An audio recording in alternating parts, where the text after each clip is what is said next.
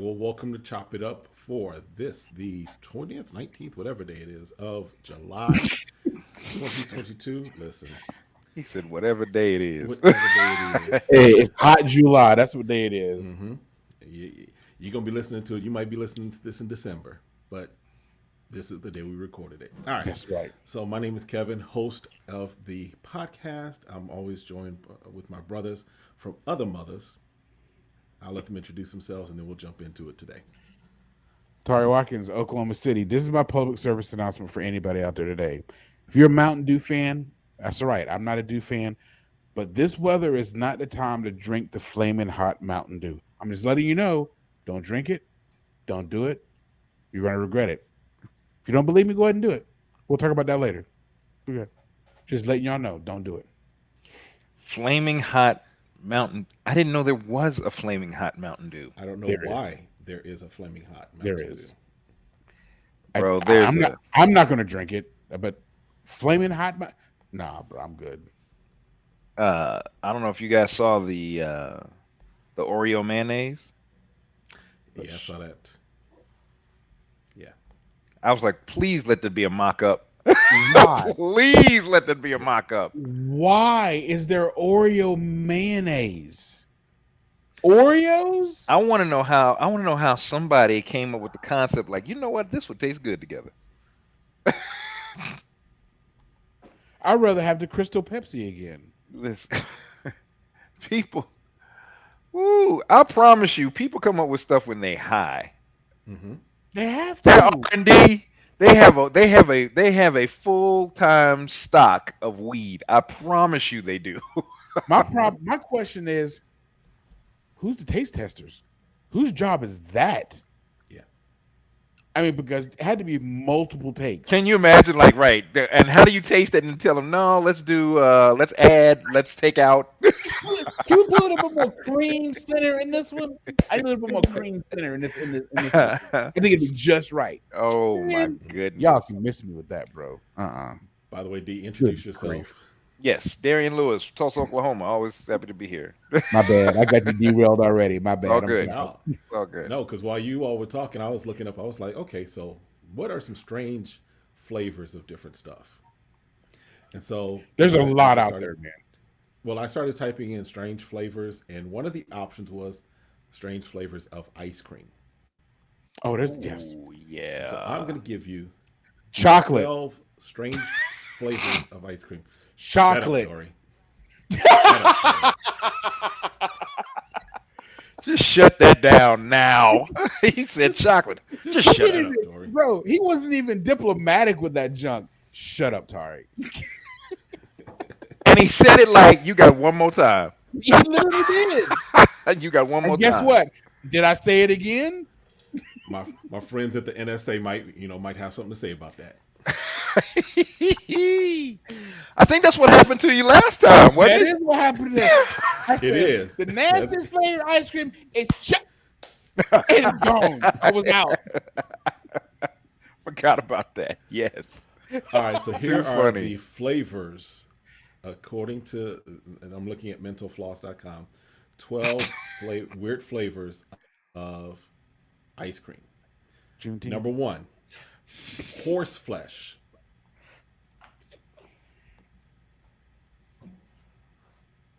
Let me repeat that again because I want to make sure you heard me. Horse flesh. That's not real. That's not real. It was in, well, It was in the Tokyo's indoor amusement park, so I can believe that. And it's an ice cream. It's an ice cream. Well, I mean, when you They ooh, never mind. Shut up, they Tari. also had among the other flavors they had. This is not part of the 12, but among the other flavors they served were cow tongue, It's a octopus, delicacy though over and there. squid. I can see that over there. I mean, I can. Yeah. Ice All right. cream. Ice cream. Well, you said every single letter in ice cream when you I went might as well have ice spelled it. cream. Ice Might as well have cream. spelled it. I want to make sure we are talking the same. You pronounced every single letter in those two words. That was great. All right. Number 2, pickled mango. Are we talking like dill pickles, or are we talking like pickled ginger? Pickled Pickled mango. I mean, mango. I mean, So it was a. is the mango pickled, or are there Right. I'll dill tell you what pickles it in it? says. Okay. It It's says a cream cheese based ice cream with a slightly spicy mango sauce made of white balsamic vinegar, white pepper, allspice, and clove. yeah. It It's is pickled. pickled mango. Yeah, it's not Yes. pickles, but it's pickled. No, it's Yeah. pickled mango. Corn on the cob. I don't know. Hey, man. Tori, Hey, Tori, hey, Tori. hey. Them buttered popcorn jelly beans, though. Hey, by Jelly Belly. Oh yeah, I'm way out the loop. I'm way out the loop. That joker was around when we were ORU, man. The I'm buttered w- popcorn jelly beans by Jelly Belly, bro. I bro. just don't. I love my life too much, man, to just experiment with the candies, Ice y'all. cream. Hey, it's the same. It's sweet. I mean, I can see it. Hey, do we eat cream corn? Hold on, hold on. You're No, I okay don't. with the idea of corn on the cob ice cream? Okay, again, I'm not saying I'm Wait, going wait, wait, to wait, eat wait, it. wait. But You candy want me to corn answer is or of not? the devil. I'm just trying to finish my statement. But candy corn is from hell It's nasty. itself. Candy corn is from the pits of hell and purgatory all combined.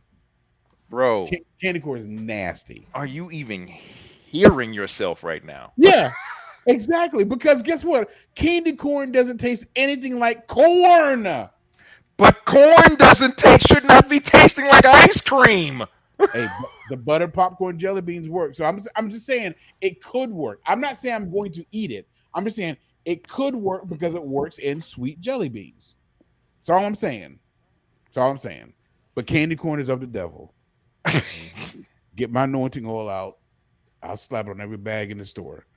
Just demon filled. Hate that mess. Like it was created at Duke. Yeah. Yes. Hmm. From somebody's dorm room in the catacomb somewhere. Oh my goodness. Big Y'all a old hot mess. cauldron making let me stop. Invention Oh, I of Duke University. Okay. I still got a few more. All right. Okay. We got foie gras. No.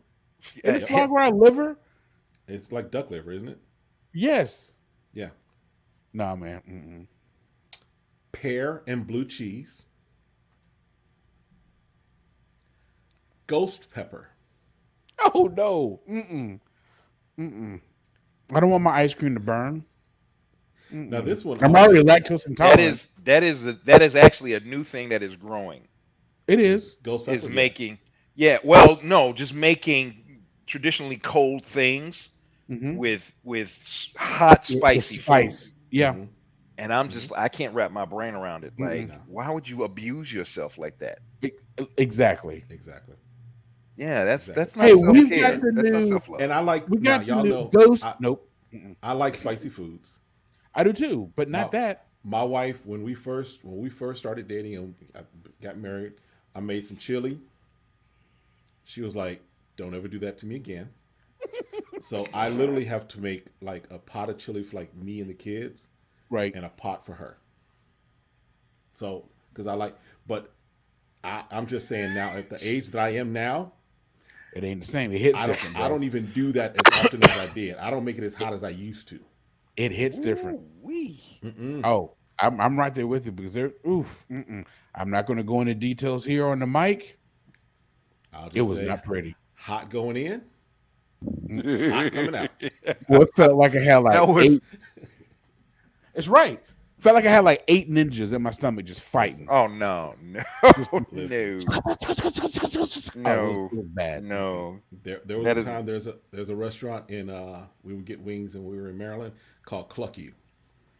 Great wing spot. The name itself. The name I'm itself. like, nah, Now they had different levels. You know, they had the lemon peppers. They had the traditional. They went up. They went up to, I want to say the highest level was like nitro, and that one you had to sign a waiver to order. I never got that high. I went up to like 2 levels down atomic, and was like, I'm good here. It gives me enough with my, because I was bald at the time. It gives me enough with my head. You know, gets a little moisturized just from the sweat. But I was not going to do that next level. Yeah, I learned my lesson when I went to a Thai food place called 4J's. Here used to be down from where I worked, and they had 0 through 5 for spice levels. And I'm like, man, I love spicy stuff. Give me 5. I didn't. I should have listened to the lady because she says, "What'd you say?" I said 5. She went. I went. Did you? And all the dudes at the table, I'm like, did she just snicker? He's like, yeah. I'm like, nah, I'll be all right. I didn't even finish it. Bro. I literally threw it away. I'm like, I can't eat this. Listen. But I didn't know. I did not know. I did not. Did I do it again? Of course not. What's your spicy level? 2. Listen. The fact that she didn't look you in the eye when she snickered. Dude, Should have told you, I'm gonna. She went, I went, oh. I Yes. can't be that bad. And she didn't even give you a warning. Yeah, No. she don't like black people. She don't like black people. That's all that is. Kind of like Sesame Place, Sesame Street. Yeah, we don't like black people. All right, let me give you these other ones real quick. I won't give you everyone, but I'll give you the interesting ones. Bourbon and cornflake. First of all, whoever decided to do that mix. Somebody had. I'm telling you, they were high. Somebody had a rough morning too many times. They just poured the bourbon inside the cornflakes. I'm telling you. It's like, forget the milk. Just forget the milk, man. Just I gotta eat. Fig and fresh brown turkey. Hold on. Wait a minute. Why are we putting poultry in ice cream? Listen. Poultry? You lost me at corn. You still in this corn thing, man? And You lost me at corn. beet and cucumber.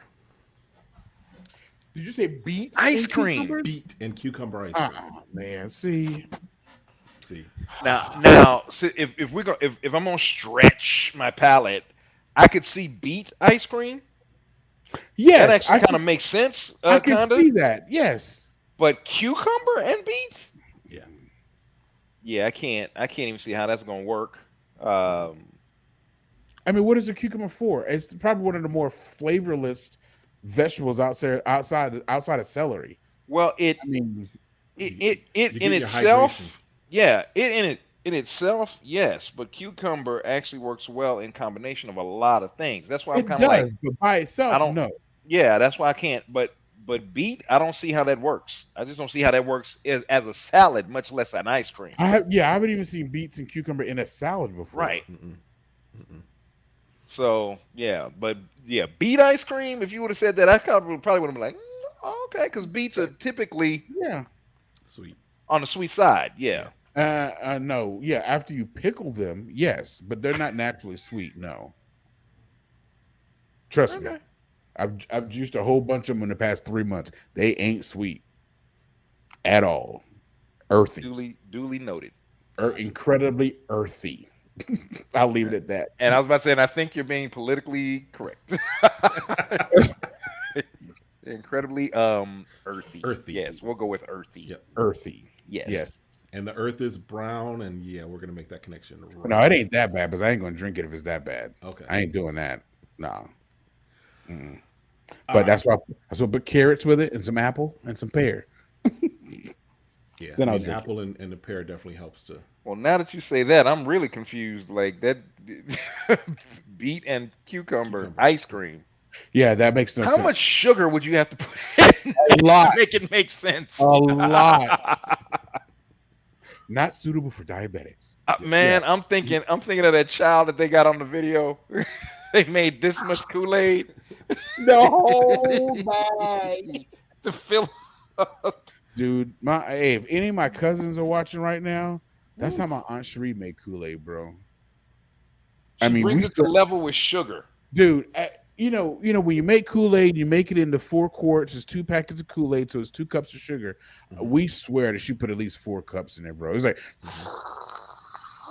It's just granule for a bro, long time. we Just we we granule. still pick on Aunt Cherie now by her Kool-Aid, even now to this day. That stuff was sugary. It's Man, like, hey, can I get a bowl of Kool-Aid? right. That is why they call it the sugar. The sugar. The sugar. Baby, you got the sugars? You got the sugar? You got the sugars, baby? Man. So Yeah. speaking of things that we wish we could go back and change. Y'all like these segues? How we just I love these like segues, man. segues going? You are good. Let me get the So- B3 hammer going real quick. Hey. So what was it? 2 weeks ago now, I think. Creflo Dollar. Something like that, yeah. Basically, there's a clip that was out about him. It was not the full message, although the full Right. message was released and is available, of course. Yeah, of But course. there was a clip of him essentially saying that every book that I've ever written, everything that I've ever taught before on the subject of tithing, I was wrong. I'm doing away with it. Now, that's the headline, right? But if we listen to the entire message, and I didn't listen to the entire message. I did go and review a little more of it. He is not, as has been reported, saying that tithing is completely Right. wrong or erroneous or not biblical. He basically is now shifting his viewpoint from the law portion of grace or of tithing, The as far as mandatory. the mandatory, to it's that's really as far as believers should be the minimum that we do as far as giving is kind of what he said. Folks, of course, are saying, well, Creflo, if you're going to say that tithing's done away with, can I get my money back for my book? No. I'm just telling you what's out there. Yeah, no. No. I know it's. I'm still answering it, whether it's Yeah. rhetorical or not. Yeah. Can I get my money for my book? Can No. The jet that you asked us to put down on, can we get free rides on that? No. So all of that is going on. So I want to, and for me, with my church, my people are givers. They're faithful givers. This has never been an issue for us, and so we didn't even really address it with our folks because we've taught on tithing before and a balanced approach to tithing. Right. But definitely, this is chop it up. So folks are talking about it. Let's chop it up. I think the crux of the issue is the word requirement. It's in a nutshell. And to me, the bigger challenge is, and the reason why you got so many Christians and non-Christians who are extremely verbal about this one man's statement, is because we just don't know enough about the new covenant. We just don't. Right. There's just no clarity when it comes to what that looks like. The reality is there is no requirement. Period. Now, when you start talking like that, folks get real nervous because now you've taken away my borders. You've taken away my boundaries. What do you mean no requirement? Yeah, there's literally no requirement. The requirements have been fulfilled. Are there some shoulds? Are there some shouldn'ts? Yes. Absolutely. But they're not required. And that to me is where, when Creflo was talking about how the church has approached tithing and basically kept people in religious bondage because of the guilt and the shame behind if you don't give. And the reality is, and we've actually had this conversation, not necessarily about Creflo, but we've had this conversation We have. before. You know, where because I remember saying very clearly, and I'm still saying the same thing. You get rid of the mandatory guilt and shame of giving, a whole lot of buildings will be shut down and empty and for sale because the churches that these people are a part of have nothing to give them. Mm-hmm. I'm gonna pay for what supplies me. I'm gonna pay for what's good. You know what I Right. mean? I have no Right. problem with that. Right. I buy tickets to everything else. Right. Why would I have an issue with funding what I need? That Right. makes, you know. But Mm-hmm. if I'm here literally out of religious duty and the only thing that's driving me to come back is the guilt and the shame that I get every week, yeah, man, you get rid of that. I'm telling Yeah. you, there's gonna be a whole lot of A lot. unemployed preachers. A Right. lot. I said what I said. Say a lot for the people in the back, bro. You know, Yeah.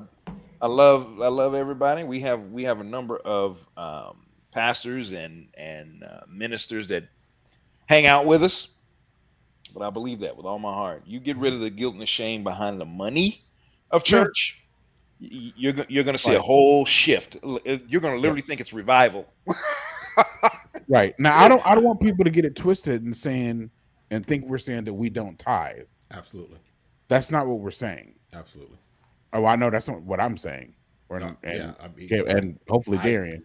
we tithe. But I still tithe, but it's not because I'm doing it out of a requirement or a law or duty. Mm-hmm. That's not the reason. Like I'm being made like at the end of the quarter, Watkins, you only gave this amount. You should have been given. No, I tithe according to what I do. Every pay period. So we're not saying that it shouldn't be done, but under the parameters that have been set by the church for so long, yeah, it shouldn't be that way.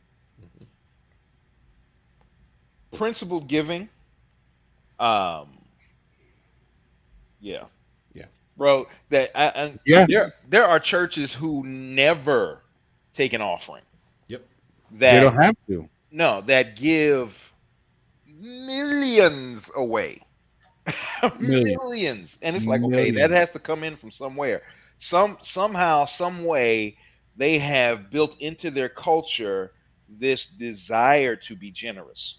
Right. And that, Mhm. to me, again, going back to, if you remove the guilt and the shame, Yep. really introduce people to the benefits of all that comes with the new covenant, the heart change. And I'm not even talking about the do's and don'ts or the activities, the behaviors. Those are secondary. Those are results Right. of dealing with people in those heart matters. And when you start getting the guilt, the junk, the religion all out of you, you Mhm. want to express gratitude. You You want to do. express Yes. joy. You want to Yeah. express thanksgiving. Mhm. What can I do to help? Right. Right. It's just a natural response. But yeah, for the majority of the American church, we're not there yet. We are No. still. Yeah. mm, We This went is to. There's a church here, really a collection of churches, several campuses. I think there are up to like 14 campuses Mhm. all around the Phoenix metro area, by the name of Christ Church in the Valley. Is that the one that Bernard plays for? Yep, that's Yep. the one. And so Bernard, who has been on the show before, talking about music, and let us know the inside scoop on one musician who decided to give himself away. Um, oh. Anyway, and we're moving, and we're moving. and Keep we're going. moving, and we're moving. But yes, Bernard plays for this church, and so he invited us. I think I told you the guys this, but just for the sake of the audience, we went to the church on I think it was a Monday night, I think it was a Monday night, Sunday night, something like that. Actually, a Saturday night, and we just went because he was back in town from traveling and wanted to hang out and what have you. Wanted to invite us, and first of all, the campus is just amazing as Yeah. far as the main. I think it's the main campus, to the point where they have a Lifetime Fitness, which is a huge upscale health club, pays them rent because they're on their property. Wow. There's several other businesses that pay rent to this church because they're on the church's property. But when we went there, now it is not necessarily my river, if you will, of church as far as the flow or what have you, but it's a mainstream church. Some might call it seeker friendly, but there was a good message that they gave where we pulled something from it. Um, but what was interesting was they didn't once ask for a dime.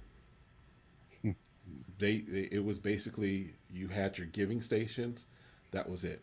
And in talking with Bernard, one of the things that he told us was that they really never talk about money. The only time that they have really from the pulpit talked about money, the senior pastor over all the campuses basically just felt in his spirit. It was like during COVID, when COVID first hit in 2020, just felt in his spirit that they wanted to take up and bless smaller churches during that season. And they raised, I think it was like $6 million.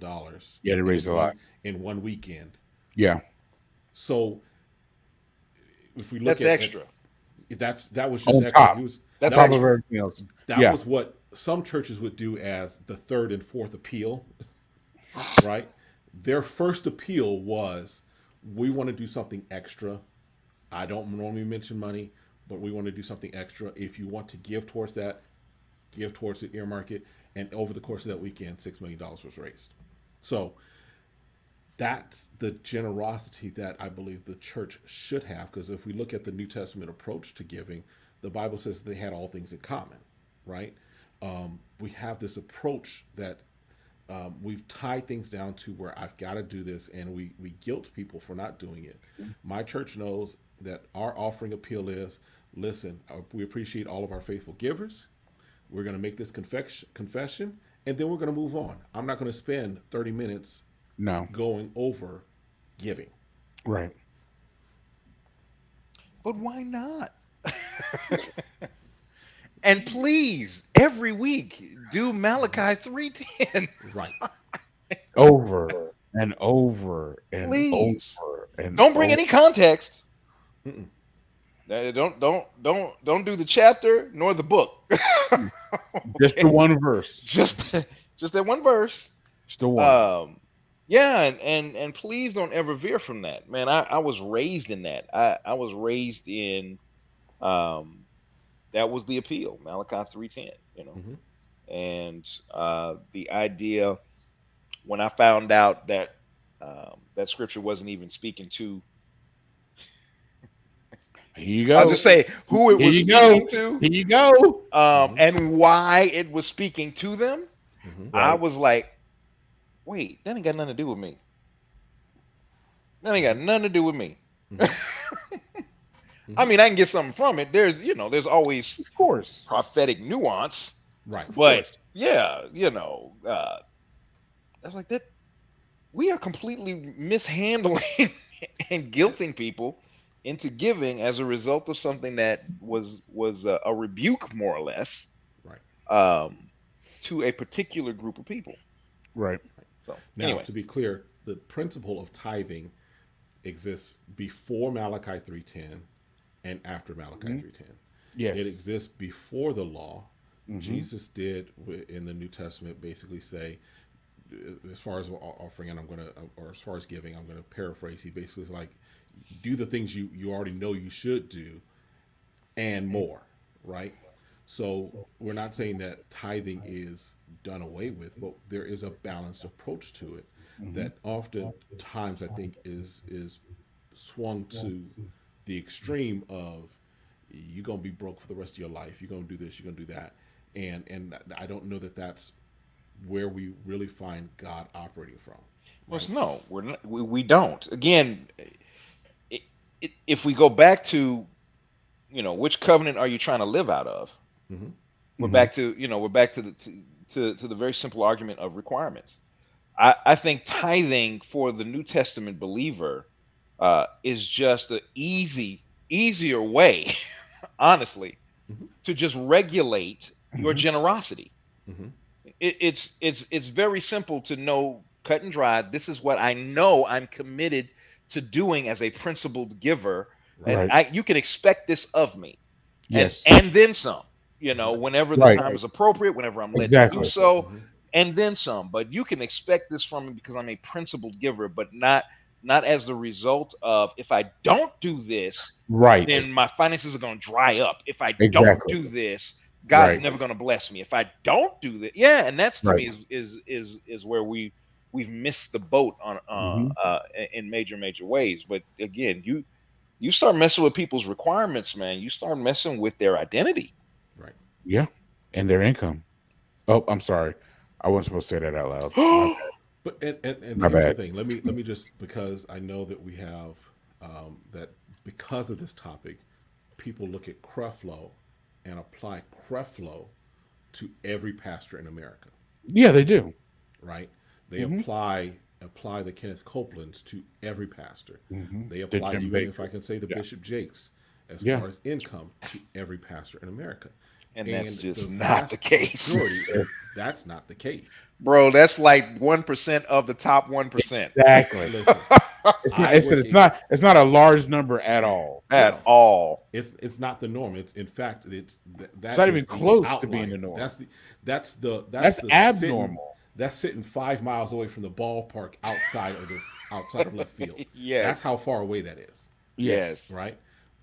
I work a full time job. My wife works a full time job, and Hmm. in fact, I can say that as far as what we have done, as far as the church paying us, there, I think we've only had maybe a couple of months where people were giving specifically to us as part of the church. Other than that, we've not taken anything because we want to make sure that the church survives and the church has its bills Right. paid and the church can.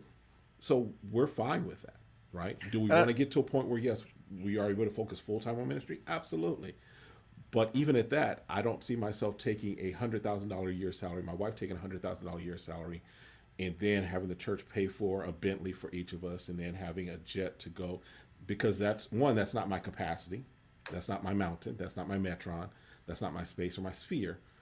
But also, I'd rather have Oh, I other love you things pay so for much. that, huh?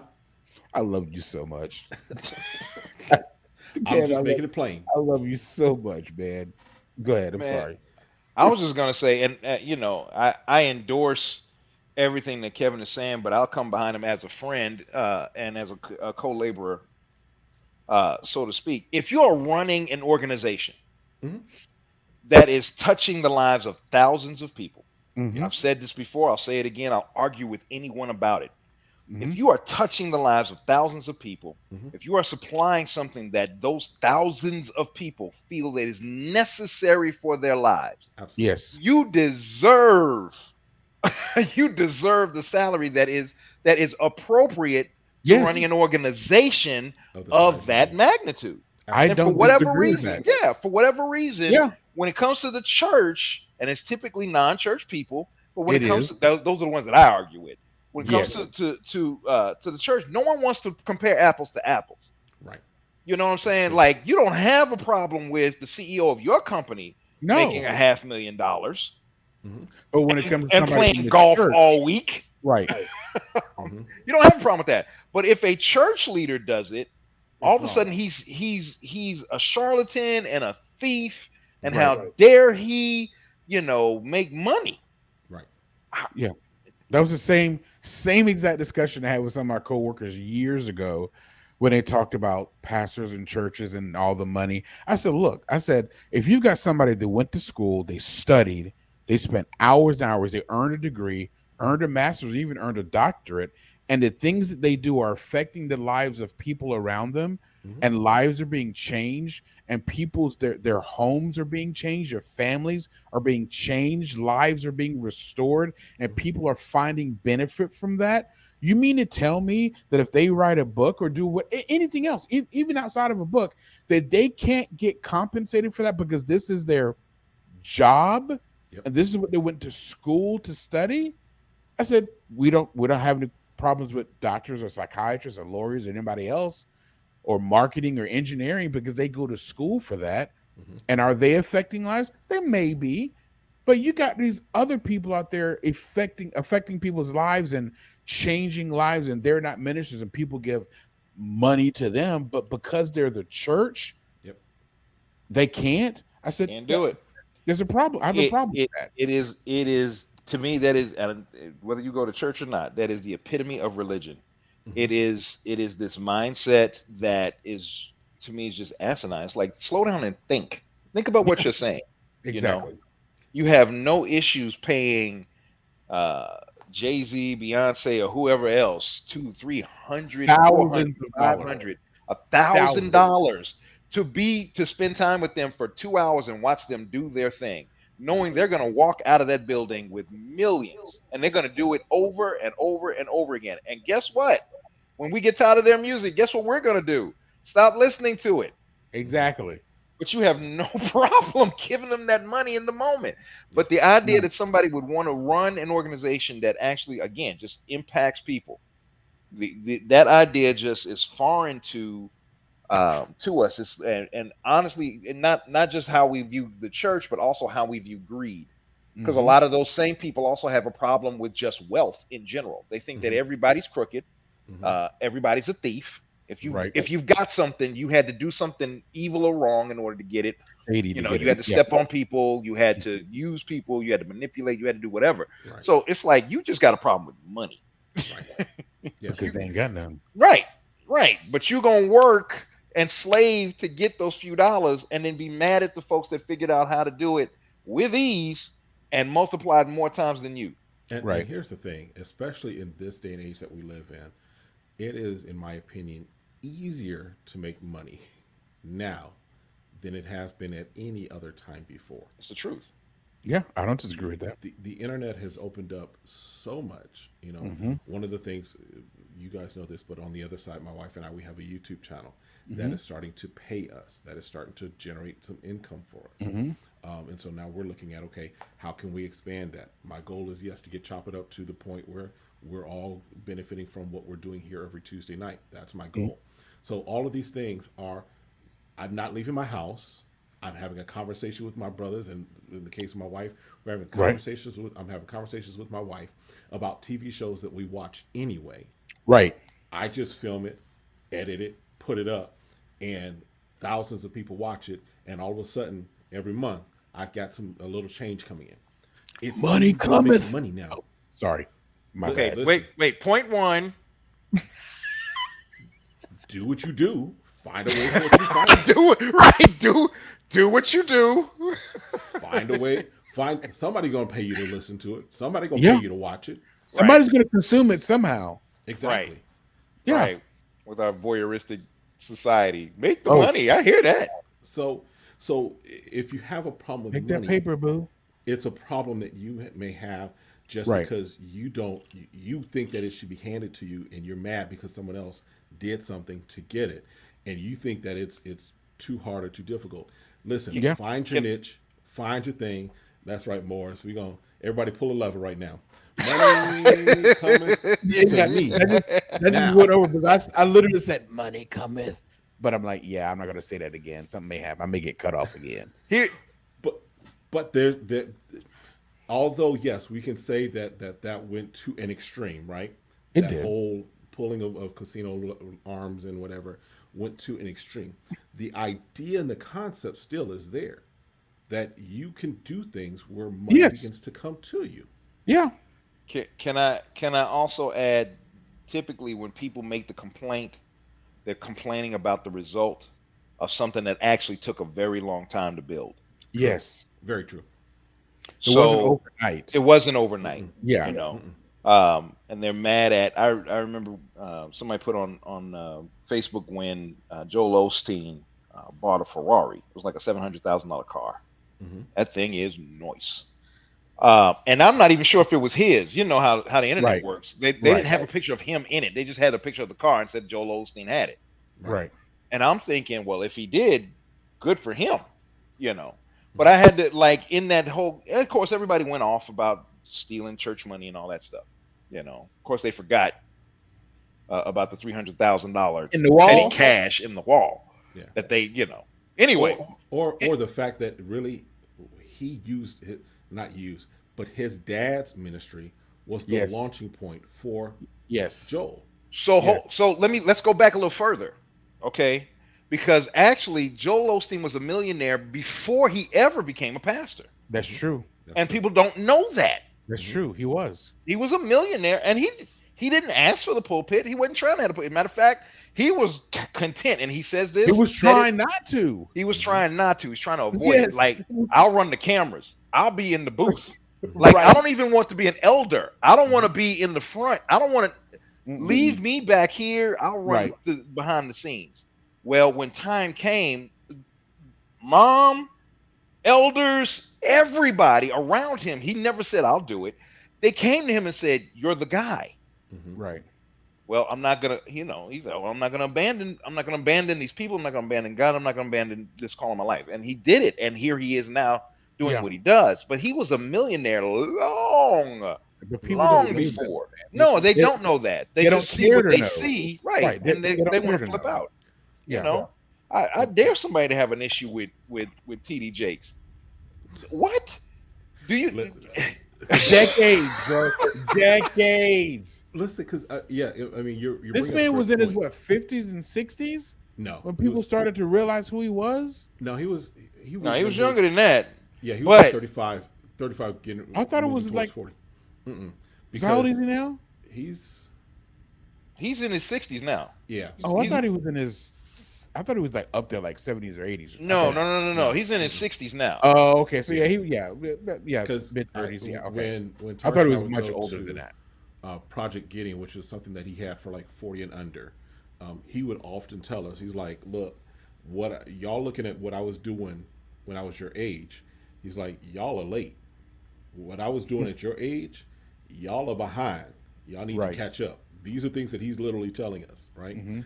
But if again, the story of Bishop Jakes, if you know his story, we look at him from the Woman That Loosed conferences and stuff, not realizing that he tells a story often of how a lot of times when we first saw Bishop Jakes on TV, it was never at his church. It was always he was at somebody else's church that had cameras.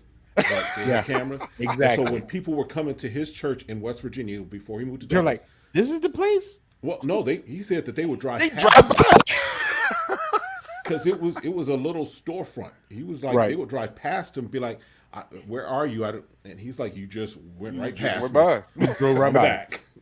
I just saw you. Just come on back." And about the holes in his shoes. So you hear his story, and so now you're complaining about who Bishop Jakes is now, not recognizing that it was consistent effort, work, and things on his part that got him there. And so just because you're just now seeing them today doesn't mean that they're an overnight success. No, and he wasn't.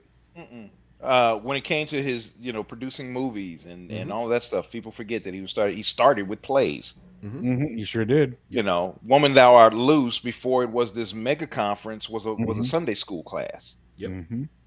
It just, number one, it was effective. Number two, they stayed consistent with it and kept building upon it. And the truth of the matter is, most of us, we try something, and if it don't hit the first time, we're done. We give up. Yep. And then we're looking at somebody else because that's how we approach everything. We think that's how they approached it. Right. And so all of a sudden, they just lucky. Oh, it just hit. They just happened to stumble on something great. No, they stuck with it. You just didn't. They worked at it. Yeah. Even just because he crossed my mind, Kevin Samuels, who passed away a little earlier this year. If you look at some of the stuff that he did years before anybody knew who he was, he just was consistently doing what he was doing until somebody was like, I appreciate what he says. I like what he's saying. It's interesting what he says. Whatever it may be, he created himself a lane. But he carved that through consistency, doing the same thing over and over again. So that's it. So, ladies and gentlemen, get your money right. Get your life right. Right. Not just the money. Get the life right. Get your life right. Other people and what they're making. Find your niche and move forward with it. And don't stop. No. Don't stop. And don't stop. Now, how long have you and your wife been doing? We have been doing that for. Because it was before this, before Chop It Up, right? Yeah. Oh no, I don't think so. Because I think we started in pandemic. Everything started pandemic. First, okay. Right? And I know we were doing Chop It Up during pandemic, but I think it was like October, like fall of 2020. Oh, so it was later that year then. Yeah. Okay. So fall of 2020. We're coming up on fall 2022. So about 2 years. We got monetized in about a year and a half. Yeah, we started getting monetized in December of last year. So And if there's one thing that you have been, is it's been consistent. yeah, I mean, Consistent. listen, Yes. we have the shows that we do. We added new shows to what we do, and whenever those shows are on, we watch them. We film our conversation. It's up within the next day, and it's just been consistent. Yes, we've taken advantage. There have been some things that we've done where it was just like it hit, and we had one video that went viral, like almost 10,000 views, Oh right? wow. And it just hit, and that grew us a good number amount. And then we would do other things. We were like, okay, let's try and run a contest. So we ran a contest on our channel for a little while that said, hey, we're so close. Once we hit this number that gets us monetized, we're going to draw from um, our recent subscribers, and somebody's going to get a gift card from us. So we're doing things like that because we're trying different things. And even now, right now, we're looking at and saying, okay, what can we do to take it to another level? So you're going to see, even on my other social media, I'm going to be doing a lot of reels. We figured out reels are a good thing. Mm-hmm. So whatever it is, social. Okay, I'm about to give y'all, peep y'all to some game that I'm realizing and Oh, seeing. okay. Okay, Okay. Instagram. Everybody knows the power of Instagram, right? What I'm understanding and now starting to see is Instagram pictures are dead. Instagram stories are dead. Yeah. It's the reels. Yep. The reels, which is Instagram's version of what TikTok is doing, and now YouTube is doing their thing called Shorts. Yep. And so all of them are doing these quick 15 to 30-second videos. Okay. And for Instagram, I think it's 10,000 subscribe or 10,000 followers to be able to be monetized. For TikTok, I can't remember what it is, but there's a way to get monetized on TikTok and do brand deals on Right. TikTok.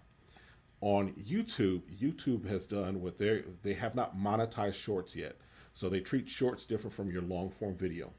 But on YouTube, what they have is if you're putting shorts out, which are the quick videos, if you put shorts out, they have a fund that basically if yours goes virals, if you hits, you can get something for it on a monthly basically for that month. And they have, I think it's a cap that they say that you can earn. I want to say it's 35,000 a month, that the max that anybody could earn out of this fund that they have for YouTube. So there is money out there for just doing what you do. You're just doing content. Yeah. Right. And for example, like we went to, because I'm learning this and I'm seeing this because we went to this restaurant or this little place called Serial Killers. I think they have it in Las Vegas too, but they've got cereals that you probably have forgotten about, and they do milkshakes and they do ice cream sundaes off of it or whatever. And so I was like, we were out that day. I just took a quick video of us walking towards it. I took a video of all the cereal boxes. I took a video of Tarsha eating her ice cream. I took a video of my milkshake that I had in my hand. That video on Shorts got us like 5,000 or almost 6,000 views. Wow. Okay. Wow. So we're in a world where content is content. Everything you do can be content. Exactly. I'm actually in the process. I'm starting probably the next day or two. I'm taking some of my old stuff that I put on Facebook, some of the stuff that I wrote down 3, 10, 15 years ago, whatever I started with Facebook, and or even on Twitter, and just basically speaking that as a blessing or speaking that as a thought for the day. And so who knows what happens to that. Yes, Morris, take notes. I'm trying to give you all some game. Listen, I'm excited about it because I'm starting to see, okay, this has an opportunity to do other things. Right. Yeah. And It it's does. just what we're doing. This is the environment we're in. It's easier to make money now than it has been before. And we're entering, you want to talk about the recession and all of these things. I want to get off my job. I'm not going to be shy about it. Right. I like where I work. I'm good there. Right. But if I can focus on me and focus on building my brand and focus on building my family and doing those things, that's what I'm going to do. Yeah. And that's my goal, is to get to that point where that becomes my focus instead of spending 40 hours a week, 40 plus hours a week trying to make somebody else's dreams come true. Exactly. So, Plain and Well, simple. Mike, drop. listen. yes, So, I sir. mean, I Good think stuff. even Darren, what we used to do as far as think about as far as real estate and stuff like that, they, if we're honest, social media is the new real estate in some True. respects. It is a wide open market. You have people going viral for it doesn't take a high production value. No. Our phones are can do most of them can do 4K now, Very true. Yep. and Facebook doesn't go up to 4K. Facebook Right. only does 720. Right. Right. Right. So no So, matter the quality, you're still going to wind up with that anyway. Yeah. yep, Yeah. yep. So, I was watching a guru, and I'll tell you about him later. I found this guy. He is mind blowing, and he's a believer out of Tampa, Florida. Anyway, he said something that I watched a video of his where he talked about the scripture that says the children of this world are or more wise um, than the children. Basically, paraphrasing, more wise about making money than the children of light hmm in their. And his emphasis was in their generation. He hmm said you got a lot of people who are trying to make money uh, in ways that no longer work. Right. And so until you come back to the current, he said it's easier now to make money in this generation. If you understand where you are and what's going Right. on in this generation, hmm you can make all the money you want to make. hmm But if you're trying to make money the way your parents made money, the way your grandparents made money, Not the same. the way they made money 10 years ago hmm or Right. even 20 years ago, you're behind. yeah, Yep. You are flat for behind. And when I tell you it was like a wake up call, like you can't even really do anything that was like 5 years ago. We have these financial errors, these economic errors that We are do. flipping faster, than we could possibly imagine. It's going to get to the point where it boils down to, and I've already said this, it boils down to your ability to understand the technology and be creative enough to apply it in such a way right. that it presents you in a way that people want it. And if they want it, they're gonna pay for it. You're gonna Yeah, get it. Yeah. and take. I mean, here's the thing. Also, just and if somebody is doing something, figure it out. Ask questions. For example, um, and for those that are watching, I've written a book called Stunted Growth, which is available on Amazon. I'm working on getting my next book out, right? But Ryan Lestrange, Apostle Ryan Lestrange, talks about how he had gotten a book deal, and it used to be that you would try to get a book deal. That was the goal, right? You want to be a published author with Harrison House or whomever it might be, right? Right. Those days are done. Done. Yeah. You can. He talks about how Apostle Lestrange talks about how he when he looks at his royalties, because he's moving. He's done a lot now where he's self-published. In fact, he got out of his deal. He asked if he could get out of his deal, and they let him out. He's doing more Mm-hmm. self-published Mm-hmm. than he was doing as a Mm-hmm. published author with the Mm-hmm. distribution and everything. Why? Yeah. Because we're in an environment right now where you can create your own books, your own manuscripts. You can do all of these things. And so I'm working on getting my book. We have a session with him. Um, we're part of his mentoring group. So we have a session where he's going to do his scribe class, and we're going to get some nuggets. And so be watching out, because my book is probably going to be coming out within the next month or two. Because listen, Yes, sir. he's figured it out. I'm about to pull on everything that he Yes, has sir. to Yeah. begin to put that forward. Yeah. Yes. You And, should. and I'm gonna even say this, Morris. I hope you're still taking notes. YouTube University is a real thing. Anything you want to figure out, Oh, there is yes. somebody on YouTube that Yes. is teaching Yes. you how to Not do it. not just somebody. Yes. There- Bodies. Bodies. Yep. Yeah. I mentioned that yesterday to someone Yes, sir. that I look to YouTube for everything Yes, sir. Mhm. Yes. because somebody has done it somewhere. Somebody's done it and wants to share the information. Right. Yes. Yeah. YouTube University. There's also YouTube School of Theology. That's Yeah. true. Yes. Yeah. And I'm not talking about listening to preachers. Mhm. hermeneutics, homiletics. Yes. Mm-hmm. There are Mm-hmm. class there. Hermeneutics 101. Yes. Listen, everything you want to learn that you would learn in a regular Bible school, a Yep. regular school of theology, It's at on least you. it's on YouTube. Yep. I went back to refresh. I was like, Yeah. yes. Mm-hmm. If I wanted Yep. to be a lightweight side hustle plumber, guess what? YouTube. Listen. That's Seriously. it. Yes, sir. That's it. Somebody was doing a testimonial on Facebook the other day. He's talking about how YouTube saved them thousands Yes. Mm-hmm. trying to fix their car. It was a single mom, as a matter of fact. She's Mhm. like, I fixed it. Yep. Hey, I did that with Like, my I ain't Edge, mad at you, man. girl. I did that with my Edge when I had to change the headlamp because I opened up the hood and I'm like, how it ain't like the old cars like the 1980. You unplug stuff and plug. I had to move stuff around. So what did I do? I went to YouTube. Yep. I'm Yeah. like, I would have never figured that out on my Yeah. own. Yeah. Never. YouTube Ever. is yeah. YouTube is So amazing. you And can to think be they wanted to mad. go a different direction. Yeah. You Yeah. can be mad at Creflo. You can be mad at Bishop Jakes. You can be mad at whoever you want to be mad at. You can be, they're getting money illegally or whatever, which is not the case. It's not. But I'm going to go ahead and put my hands to something Yes. and do that consistently and watch what I need to come forward. Man, listen. Folks got a problem with Creflo. Don't have a problem with Tony Robbins. You know how Right. much it costs?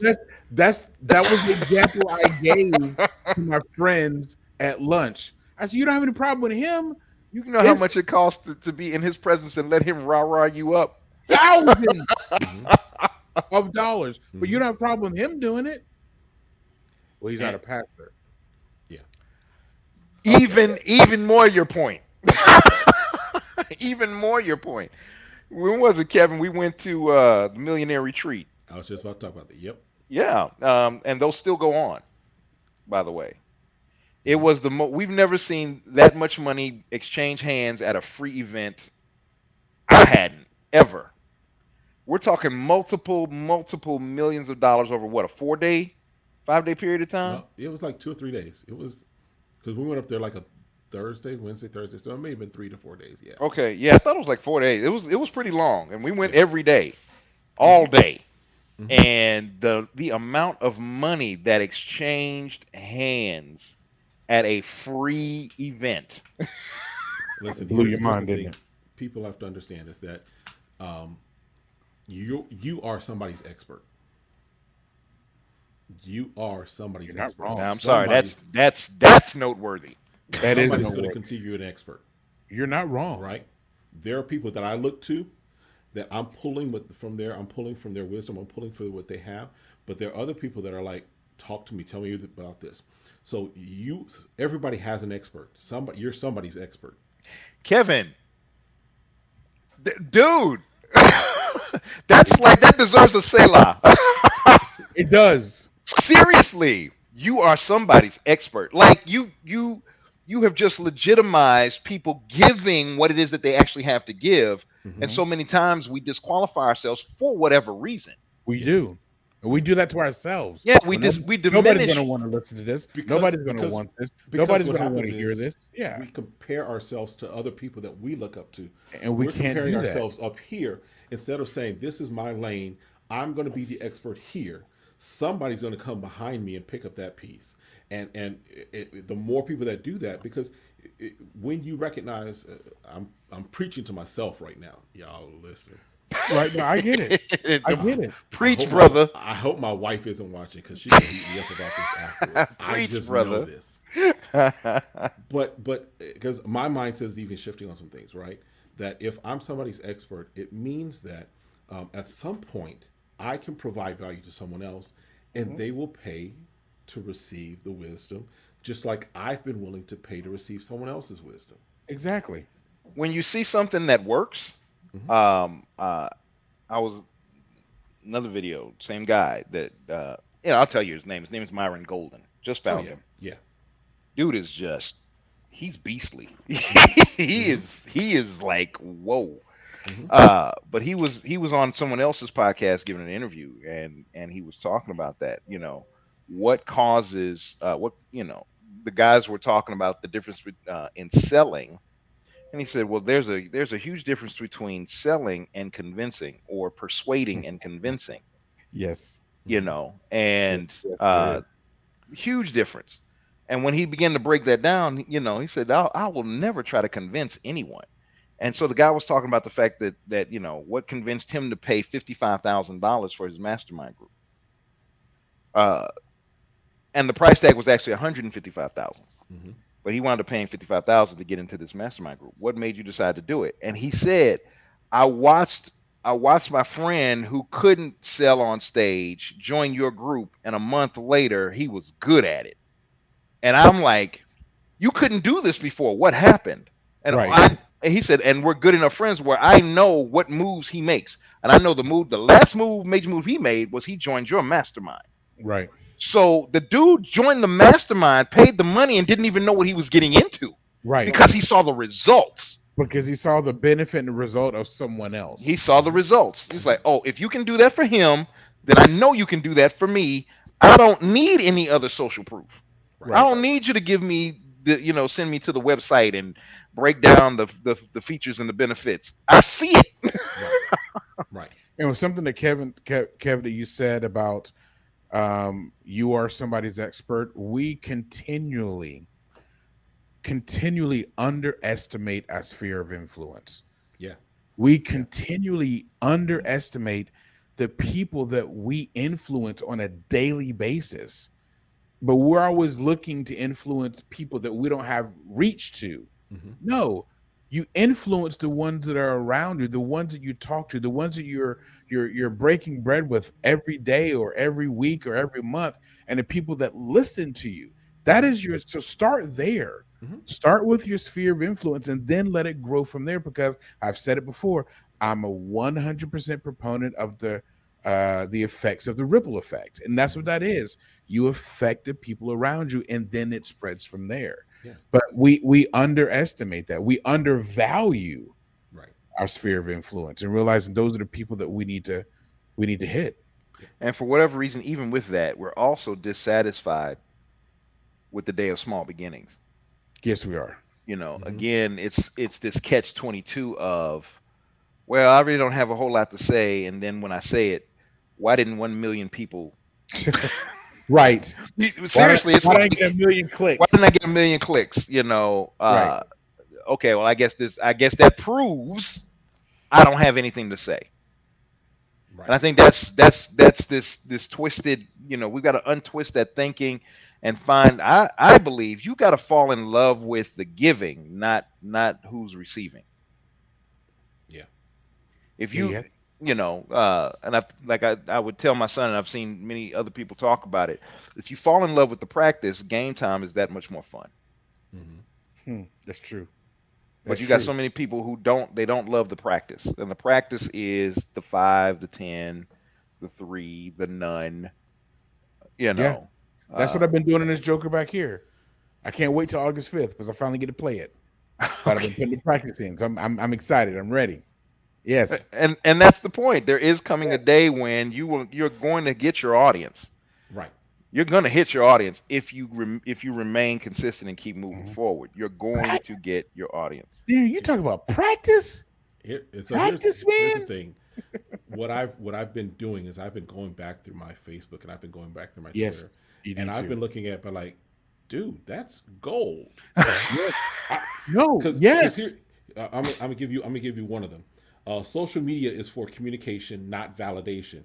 Your identity was never meant to be defined by likes and shares. But that's what we do. We define it by, I've got to have, so many people follow me. Listen, we're monetized with 1,000 people, but there's even without the monetization, listen, there's still other ways to make money by selling your t-shirts, selling whatever. Yes. So listen, we are in a space. I know we're over time, but we are in a space. If I can encourage somebody, if you get nothing else from the conversation of Chop It Up today, there is more ways to make money today than there were 5 years ago, 10 years ago, 30 years ago. Mm-hmm. It's just a matter of, are you going to take advantage of the time frame that you live in and the tools and resources that you have available to you that you can just simply take. the fact that I don't necessarily like to type, but you can talk your book out. And I think, who was it, Darian? What's his name? Marlon? Is it Marlon? Marion? Marion, yes. Marion talked his book out, right? Talk your book out, have somebody edit it, there's your book. You're not sitting in front of a typewriter for 5 hours a day. Yeah, there was a phrase that Pastor Steve said years ago, and it's all coming to my mind now, that I do this when I write my sermons down, and Darian kind of saw that in action, that within my sermon, I have things that are called tweetable phrases or tweetable moments. Anything that you all have written, I don't know who I'm talking to myself also. All this content that you've created over the years, over the decades, those can easily be made into reels, tweetable moments, tweetable phrases, books. Just like what you just said, Kev. That's a tweetable phrase, meaning it's short, it's compact, and it makes people go, huh. And that's the content that we can put out there and get people to consume, and to get clicks, and to get likes, and to build that base. And so you've already have the material. For so many of you that are out there now, you have it already, because you've been writing it for decades or writing it for years. Now you put it in formats that's digestible in short increments, and you're still getting out there. Guess what? You're still preaching. You're still delivering a message. You're just doing it in a different manner and using technology today. Absolutely. Yes, sir. Absolutely. All right, we're over our time, but hopefully we help somebody today. Listen, preaching myself. I'm just gonna let y'all know that are watching and listening. We're gonna have a conversation afterwards, after we go off the air. Y'all probably wish y'all could be part of it, but you're not. But listen, we appreciate you all. Thanks for coming by. Here's the thing. I'm gonna let you know, because here's an idea that we can throw out, is that we may do something where we have a Patreon for Chop It Up. Where if you want the behind the scenes content, again, because there is content. There's been some. We've had some good ones. Yes, sir. We had an hour later. We still go. Ashley's like, "Y'all still talking?" I'm like, "Yeah, we still talking about what? None of your business." Whatever we want to talk about. All right, well, that's it for Chop It Up for today. Again, Chop It Up every after Tuesday, dark. we're here having conversations that we have in the barbershops, hopefully to entertain you, enlighten you, and empower you. Have a good one. We'll see you next time. Be blessed.